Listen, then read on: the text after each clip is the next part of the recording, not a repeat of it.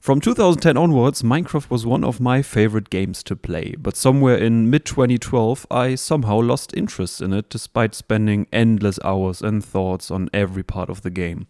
Recently I came across Luke TheNotable's and Legundo's take on the 100 Days in Hardcore Minecraft challenge, and this got me interested in the game again. I still remember when the hardcore mode got added to the game, but I never tried it. And remember, I also never enchanted an item or brewed a potion before, neither have I ever fought the Ender Dragon or the Wither. I was aware of how popular the recent updates were, but not what they changed or added in particular. And before the 1.17 update will change the core foundation of mining in Minecraft, I thought this would be the perfect moment to get back into the game and maybe spark my love for the cubes again. Alright, with all of that out of the way, please fasten your seatbelts, I will be your captain for the journey and let's jump right in.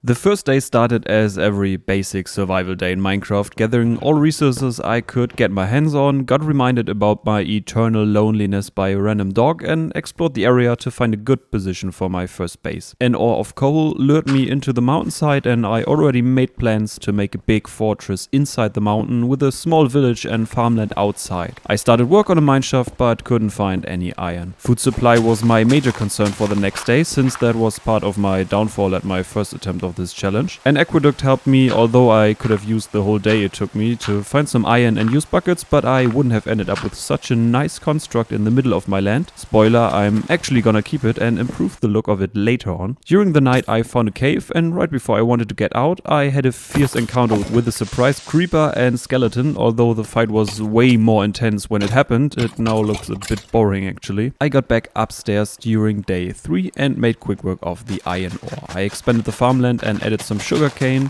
tried to fish in the waterfall at night and build a small shaft from my base to the top of the aqueduct. The next day I saw a bee buzzing around the trees from the top of my aqueduct, but I had no idea what to do with it at this point. I spent the rest of the day improving the area and decided to go and find some sheep to shear them. On the other side of the lake was a small group of sheep that were happy to give me their wool.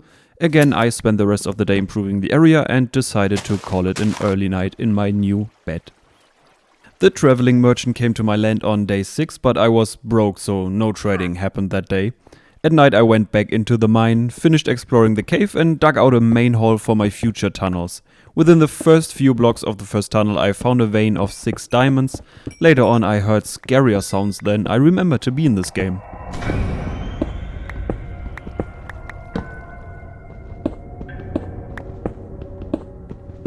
Seven out of 10. I came back upstairs during night 7, started organizing my belongings and geared back up to continue strip mining. On the other side I started yesterday, I got lucky again, 4 more diamonds at the start of the tunnel. Gathered all the other valuables tunneling and started work on a new tunnel and found diamonds early on again, just 2 this time. Got back upstairs on evening 8 and built a pen for a few new friends I wanted to make to cure my eternal loneliness. Went back into the mine to get obsidian for an enchanting table, and while exploring the cave surrounding the lava lake I found 6 more diamonds. During night 9 I continued work on the farm and this happened. I seriously thought I might die here, but the fall wasn't as dramatic as it felt. The next day I ventured out to make some new friends and the sheep were quite interested in the food I could provide them. In the evening I checked out where my water came from to get a general idea on how to improve the aqueduct. I planted 2 big spruce trees, but cut them down the next day since I didn't like how they turned out. Beforehand I befriended some cows and chickens that wanted to move to my land as well, and on my first way back I witnessed a squid committing suicide. I took his belongings and stored them to make a proper grave for him later. Spoiler, I completely forgot to do anything with them for the rest of the 100 days. Day 12 marked the day I started construction on the new version of the aqueduct, and in the evening I heard this sound for the first time in my life. Well, that is terrifying, so I went to bed. I spent the whole next day working on the aqueduct and the daytime of day 14 as well, but in the evening I went back to mining where I hit level 30 and besides a few fights and 10 more diamonds, nothing interesting happened. Except that one time when I nearly died in lava. Fun times. Came back upstairs on evening 15 and continued work on the aqueduct, which continued the whole next day, although I called it an early night because of the phantoms. I expanded the size of the pens on the beginning of day 17 and afterwards improved the mine downstairs, continuing throughout the whole next day. On day 19 I was finally able to craft the enchanting table but was lacking bookcases, so I went back to the aqueduct, which was finally finished 2 days later. Despite realizing that I should have used some other material, I was happy with the way this turned out and was really proud of the whole thing. The final base inside the mount was still on my mind, and I built a bridge towards the projected entrance, and after sleeping I finished the bridge the next day, although I would need to improve the design of the support beams some time later. Spoiler, won't happen in this video. Next thing, I reworked the farms to get a cleaner look overall, took the whole next day as well, and right before morning 24 I went down into the mine again. I improved the design of the main hall and found 2 more diamonds while strip mining. During the evening hours I was finally able to craft more than 15 bookshelves due to the generous donation of leather by the local cow community. I began work on a foundation on top of the mountain and was quite confused the next day because I did not know that these torches blocked the bookshelves behind them from the enchanting table, but with a few more, the table granted the highest level of enchantment. Remember, this is the first time I enchanted anything in this game, and I was quite happy with the results, although I wasn't able to fully appreciate how lucky I had actually gotten. Fortune 2 was a great boost in the mine this time, and I ended up with 13 diamonds when I got back up during night 26. A pair of shiny new boots was a fine addition to my gear, and since it was night already, I went to bed. I managed to get some nice magic on my new footwear the next day and ended up with a decent bow as well. Gravel tower to gather some flint and cranked up my render distance to look for a village nearby, none to be found. I set out into the wilderness to find a village and gather some flint on the way. And on the next day I found a ruined nether portal and grabbed 2 dark oak saplings since I didn't know that I would need 4 to grow a new tree. Later on some pumpkins and plains, but no village anywhere. On my way back I grabbed some sunflowers and wanted to check out the other side of my mountain. As I entered the snowy plains on the other side of my mountain the next day, there it finally was. I borrowed everything interesting, wrote down the coordinates for future nether portal. While editing this video, I realized that I messed up the days at some point. It says here that I'm on day 29, but the timer starts with day 0, which would make it day 30 with my method of counting. Looking back at the footage, I think I messed it up on day 19, but since I had already finished recording and didn't know about the day counter in the debug menu while doing the challenge, I will add 1 day to the counter from this day onwards, making it now day 30. Yeah, that's the only reason I survived for 101 days and not just for 100. Sorry, there's no big revelation or anything, I simply messed something up. Back to the video. Wrote down the coordinates for future nether portal and slept in a random bed. I had no problem getting back to my base the next day as the village wasn't that far away anyway. I tended to the farmland and crafted a second diamond pickaxe in the evening that I wanted to enchant with silk touch at some point. I got back to mining and came across a big cave that later turned out to be a huge system of caves and a great source of resources. It was already the evening of day 32 when I got back upstairs and went to bed. I finally enchanted my shovel the next day and went back into the mine to explore the cave. And came back upstairs the next day with my inventory full of nice stuff. I managed to get some great enchants on my axe and tried to get silk touch on my pickaxe, but the table decided no. Enchanted a new pair of diamond pants and got back to mining. Sometime the next day I decided to head back upstairs since the caves didn't seem to find an end soon and I wanted to take my first steps in the nether. When I came back upstairs it was the morning of day 36. I heard some pillagers and completely ignored them. Nothing interesting happened and I slept through the night. The next morning I built a nether portal a few steps down and jumped in. The portal on the other side wasn't good. A platform on top of a lava lake on the edge of a basalt delta, which I soon found out is terrible to traverse. I built a cobblestone building around the portal to be safe from ghasts, from which I have some terrible memories. I actually managed to kill one by playing ping pong with him.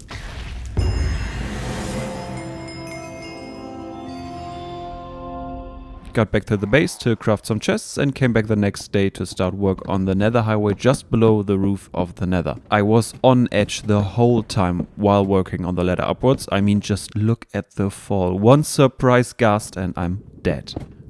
Anyway, I managed to get up and installed the nether portal at the same position as the one downstairs and was quite proud that it worked, since this was the first time I replaced a nether portal. I destroyed the original portal the next day and started work on the highway towards the calculated position of the village. On day 40 I was happy to see that my first attempt at a nether highway worked great and I ended up in the village. Later that day I crafted some rails and finished the highway inside the nether the following day. I connected the rails down to where I wanted to build a home for my first few villagers and slept throughout the night. Cutting down trees again the next day and started construction on a street down to the beach, continuing into the next day and prepared the animals for their new pen right before sleeping again. I moved them to their new pen down at the beach the next day, continued work on the street to the residential area and was getting annoyed by all the villains roaming around at night, but would still delay the construction on a wall. Day 45 was spent building the street and improving the landscape. The following day I built a center for the residential area which I wanted to turn into some sort of marketplace later, and on day 47 I started work on the first house for the villagers, but wasn't happy with the way it turned out the next day and decided to fill the house with beds for now and begin resettling the villagers. But first I enchanted a diamond shovel and an amazing sword and tried my luck with a pickaxe as well and got fortune 3, still great. After sleeping for the night I built a quarry the next day, providing the first 2 jobs for the villagers. The rails needed some update to make sure the first villagers will find their jobs in the quarry, which I did on day 50. The reason I wanted 2 mason as the first villagers was the city house, for which I started construction this day, but soon realized I should delay that. I finished the nether highway during the night and recruited the first villager.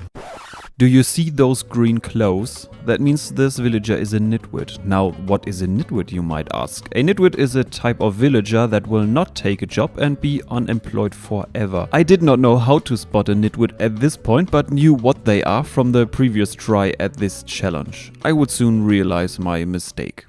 Getting him or her, I don't really know, but I don't mind either way, through the nether was a pain, since the only experience I had with moving villagers was from the last attempt at the 100-day challenge, which didn't really work out. The adventure continued into the next day when I finally managed to get the villager to the residential area, where I realized that I brought over a nitwit. I recruited 3 more villagers that night and learned a lot more on how to transfer them successfully and gained 3 new inhabitants and employees.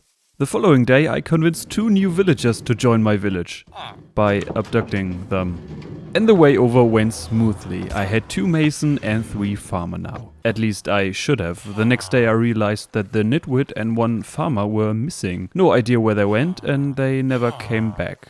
I hope they are happy now, wherever they might be. That means there were 2 mason and 2 farmer now. I traded for the first time and slept next to the residents that evening. As the sun rose, I set out to convince the rest of the village to join me and was able to recruit 2 more, leaving only 2 villagers behind, who I managed to convince the following day. As the village remains abandoned, I plundered everything of value and realized the next day that I was in dire need of a wall to ensure the protection of my new friends. On day 58, I had to rescue a villager who decided to explore the local area and couldn't get back home. This will happen more often than I care to admit. I started work on the wall surrounding my premises, but had to cut down trees first, expanding my vision a bit further beyond the planned wall. Construction continued the next 3 days, but on day 61 I also fed the villagers, because I had learned that they procreate if I provide enough food. It worked!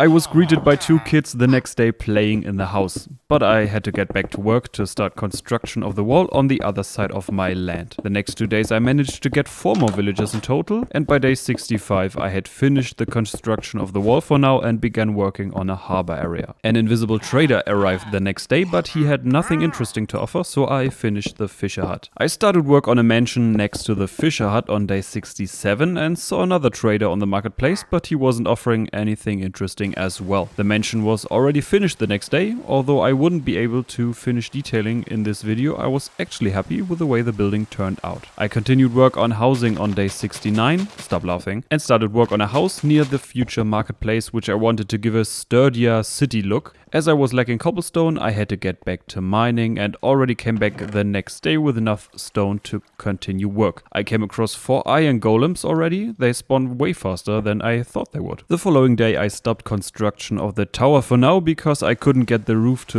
look good, but I managed to get 4 beds inside, which was fine for now. I got back to working on the farmlands on day 72 and crafted and enchanted a diamond hoe. What a weird flex.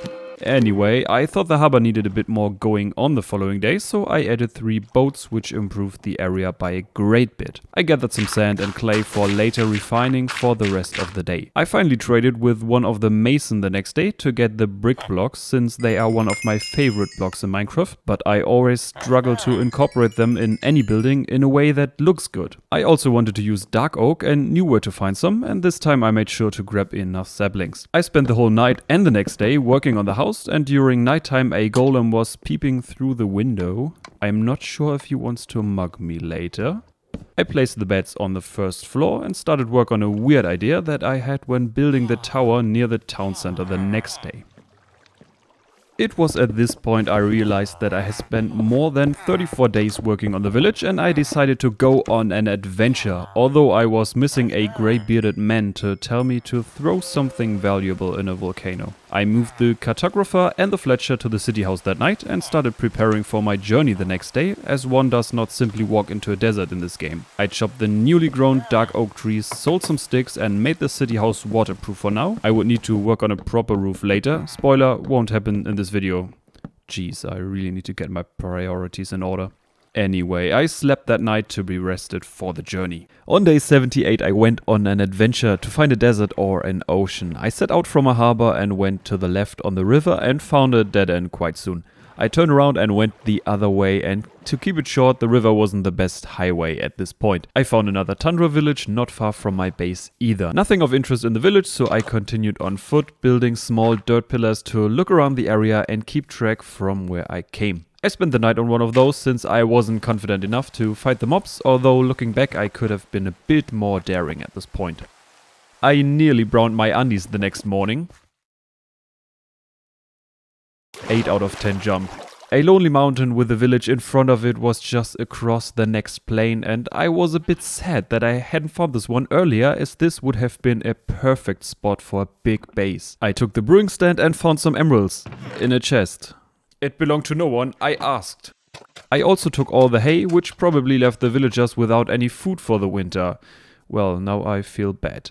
I went to another village and shared the night with someone.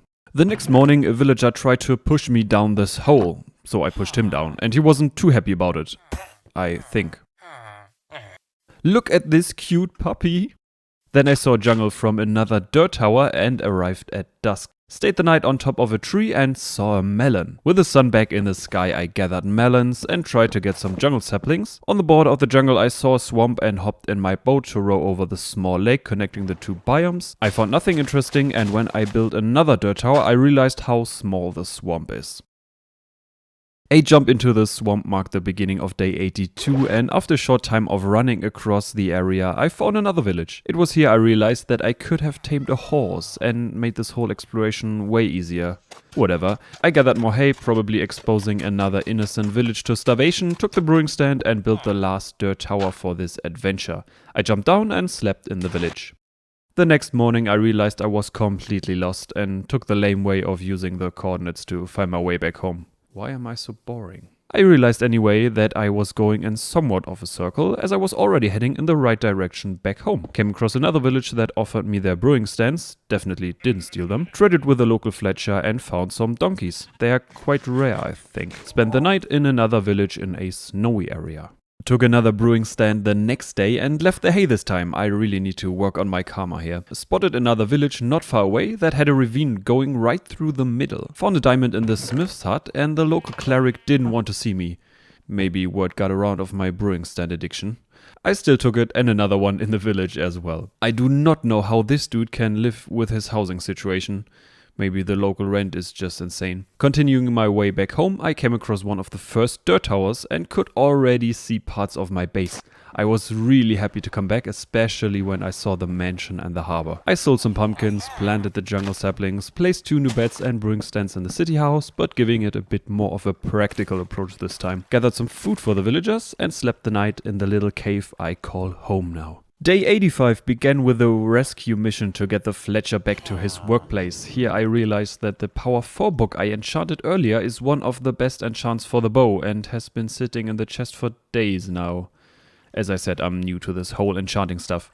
I built a generic sugarcane farm, which I wanted to incorporate into the aqueduct farms at a later date. I enchanted a bow with flame and added the Power 4 book the next day using the anvil for the very first time. I finally made my way back into the nether to expand the bridge I started weeks ago. I gathered some quartz and heard endermen. I really enjoy the improvement made to all of the sounds in the game. Ghasts are no problem anymore with this insane bow I owned. I had no idea what was really important around the area, so I took some of everything. In the short time span I was in this ecosystem, I managed to disrupt a huge portion of it and maybe even result in the death of it. Why is this getting so dark all of a sudden?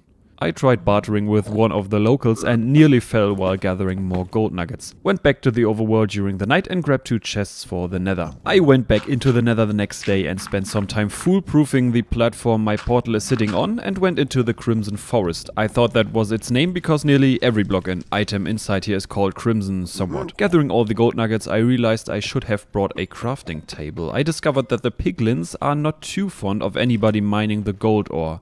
I did not know that. Next thing I discovered is that these boars are called hoglins and will attack you on sight, like some kind of intruder. I traded some more with the locals, which took quite a long time, and the only thing good were the ender pearls. Went back to my base to trade with the Fletcher and went back the first thing the next morning, as I was aiming to find Nether Fortress this time. On my bridge I pushed a zombified piglin down. I can't believe you've done this. Continuing onwards to the Crimson Forest since I enjoyed the absence of any long-limbed teleporting dudes making scary sounds. Gathered glowstone and got scared of the height. I killed a baby to harvest the nearby gold.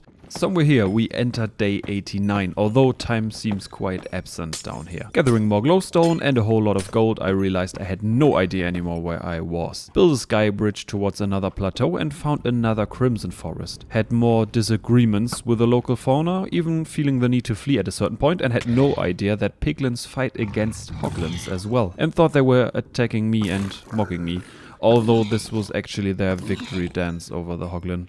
I disliked the hoglins a lot at this point and hoped the forest would connect to the one I started out from. The terrain was difficult to traverse, but I wanted to give it one day more of trying before using coordinates. Suddenly I came upon this point that looked familiar and found my bridge right after. I stopped the last time to trade with the locals but wasn't happy about the result. I was back on the overworld on night 90 and decided I was done with the nether for this video. Crafted a new diamond chest piece and a new sword, but couldn't get a great enchant on either of them. I spent the next day outside enjoying the sun and replanted the farmland because I had read that the crops would grow faster if planted in alternating rows. I placed 2 new beds in a shack near the first house and harvested sugarcane. Phantoms were a one-hit most of the time with my bow now, and the librarian offered a Fortune 3 book once I leveled him up. I bought an empty map for the first time the next day and they are quite self-explanatory.